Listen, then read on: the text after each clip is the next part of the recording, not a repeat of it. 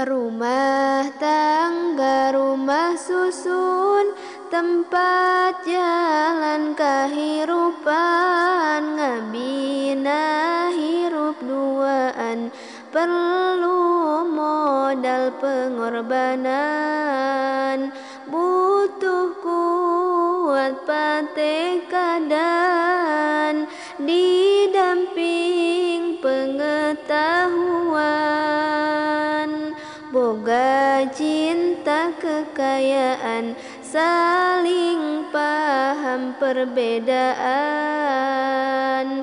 Mun cinta kudu satia, mun nyaah kudu jeung bela, ulah nutur ke nafsuna, ulah kumaha egona, kakurangan sok tutupan, kawirangan sok pidingan, saling butuh tur cumponan, kudu saling pengertian.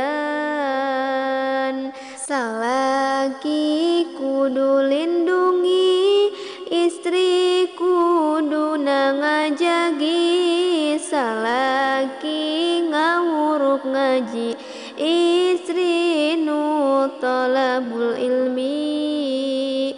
Salah sahiji pasangan guatkeun hahampuraan, lamun boga kasalahan gede hate hampuraan, ulah sumput salindung, najan rek mereka indung, lalaki mah masih untung, pamajikan maling-maling, kudu saling nganasehat, mun aya di jalan sesat, toel mun eukeur maksiat, ajak ka jalan nu taat.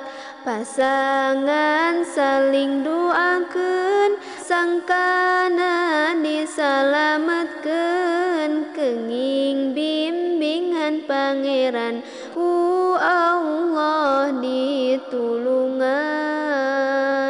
Seringkeun komunikasi, musyawarah teh solusi, ningkat ibadah ka Gusti, hirup menang ridho Gusti.